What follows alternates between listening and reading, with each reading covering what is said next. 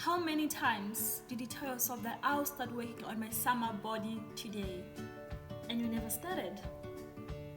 How many times do you leave your assignments for the night before the deadline? How many times do you set goals for yourself? How many times do you say, I want to achieve this and I should have done it by this day? But because there's nobody following up on you, you end up not even attempting, not even trying. You just give up. How many times have you missed out on opportunities because you delayed up to show up at a place?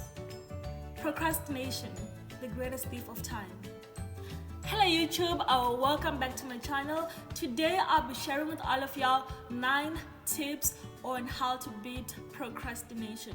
I know most of us struggle with procrastination. It's something that's inevitable, but it's something that we can try to minimize. So my first tip is, number 1 is resolve any potential emergency. Personally for me, if there's something that's really bothering me, something that has come out and I decide to leave it for later, it means that I have ruined my entire day or week. As long as I've not worked on fixing it, then I can't concentrate on other things. So the best way is that to resolve the emergencies as soon as possible, and that way you have the peace of mind, and also once you feel that you have achieved or accomplished something, it'll be easier for you to complete the other things which are on your list. Is do a 5 to 10 minute daily review.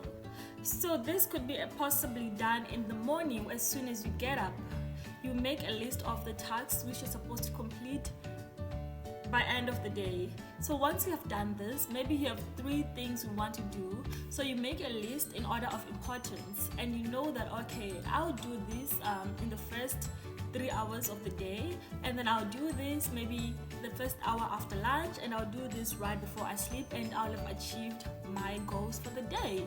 Even if you'd like to achieve certain things by the end of the month, but if you divide them into daily tasks, then it will be quite easier and actually much enjoyable for you to work through that.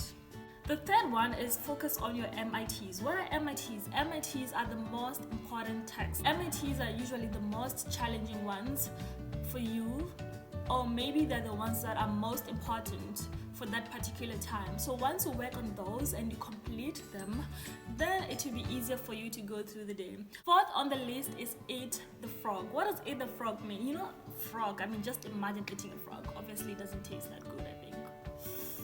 Anyways, that's not the point. So the point is that if you can eat the frog, and then whatever comes through the day might not be as bad as the frog you ate earlier in the morning. So what does this mean? It means work on the challenging tasks first. Work on those tasks that you dread working on. You know, even though we want to do certain things, there's some things that we have to do because we have no choice, maybe because of the deadlines or just because we have to.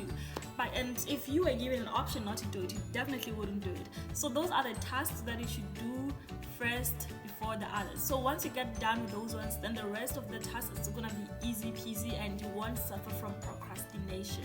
Fifth tip, complete the quick task immediately. Yes, complete it immediately. Have you ever been sitting in a class and the professor says, okay, so your assignment for today is for you to fill in a survey and here's the link. And guess what? You'll be like, oh, whatever, just a survey.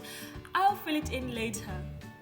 And later becomes later, and later becomes the hour before the class, which is like maybe 2 days later. That's bad. I suggest that the moment you get the link, for example, it's a survey, just do it right there and get it done with. Those are the simple tasks that, you know, you'll be like, this is so easy, I'll do it later. But that's not good. Don't procrastinate. Just do it. Do it there and then. Do it, get it done, and just forget about it and move on to the next one. Tip number 6 is to build elephant habits for ongoing projects. So this one I'll use an example, maybe it's at work, or if it's at school, for example, you have your thesis that you have to write. I've seen so many students who wait for the last month whatsoever to start or to even write, and then at the end some of them don't make it, they have to defer and stuff like that, which is really terrible. But what you have to do is that you have to build elephant habits for ongoing projects. If you're taught to eat an elephant now, I mean, obviously you're not gonna eat it like in a day, right? But slowly but surely, baby steps. So this is what you have to do. Divide your work into small parts, and then you know that, okay, I'm working on my thesis, so today I'll just work on this part, and then I'll take a break, and then tomorrow I'll work on this part, I'll take a break, and stuff like that. So by the time a week is done, you'll see that when you put everything together, you've actually done so much. By the time a month is done, you're like, oh my goodness, how did I even do this? So by the time the deadline comes, or by the time you have to present whatsoever, you'll have actually gone over your work over and over and be confident that, you know what, I'm so sure of what I wrote, and this is really good. So you must develop elephant habits for ongoing projects. Number 7 is use sprints to work on challenging projects. I know this one, oh my goodness. You know, there's some projects where just they're like, oh my goodness, I have no idea. This is a struggle. Like, this is one of the most challenging things I've ever done, and you're just like, what should I do? So my suggestion for this one is for you to divide your time maybe into 25 minutes or 40 minutes intervals. So what you do is that, you know that once you sit down at 10 a.m.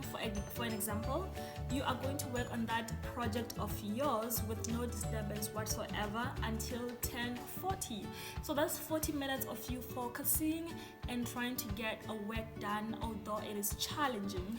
So at 10:40, you actually treat yourself, you know, go get that snack you want to eat, take a 20 minutes break, go around, you know, listen to your favorite song, and then by the time it's 11 a.m., sit down again, start working from 11 to 11:40, and then after that at 11:40, take a break, go have your lunch, socialize, come back at 1:30, maybe work on something different, and then the next day again, you work in those time intervals. So with that way, you know that the moment you decide to sit to work on that challenging project of yours, you are actually going to be well focused and concentrating for those 40 minutes.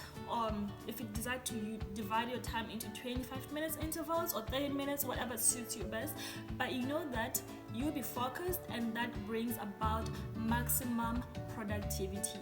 Before you know it, you'll be done with your challenging project. Tip number 8 is to attach all tasks to a goal.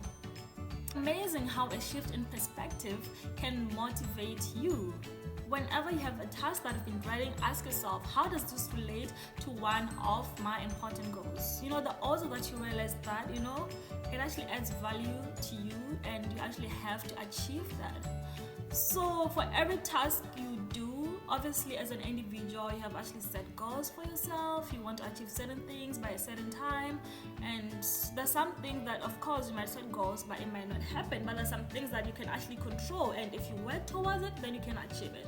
So you should attach all the things you do to that goal, so that every time you feel like, oh my goodness, I just don't want to do this anymore, you'll be like, okay, but the goal is this and I'm almost there. So it is very important for you to attach all the tasks you do to a specific goal. Tip number 9, the last on the list but not the least. Create accountability for your tasks. Okay guys, so I just realized that, you know what, I really struggle with pronouncing this word, TASKS, but I really hope that you already got what I was trying to say from the first to the 8th point I've said. So on the last point, it's really important, you know, to have somebody to cheer you up on your success, you know, even if it's just one person. Maybe it's something you're working on improving your speed on the pitch, and then you run and then you're a second faster, and somebody actually claps hands for you, you know, it actually keeps you going. So find people who will be there for you. You know, sometimes you only have to find these people that just there, and appreciate those people, because they're the ones that keep you going. You know, it could just be one comment, you know, from a video you made. It could be one comment from that dance class you had. It could be one comment from anything you did, or that one person who's always there cheering you up. So those kind of people are really, really, really necessary in life. You know, you don't need to have hundreds of those to start with. If you just have one is enough. This is it for the video, and if you enjoyed watching the video and you have other comments or other tips you'd like to add, please feel free to leave them down in the comment section down below. And I really appreciate all of you for tuning in. Thank you so much for watching. Until next time, bye.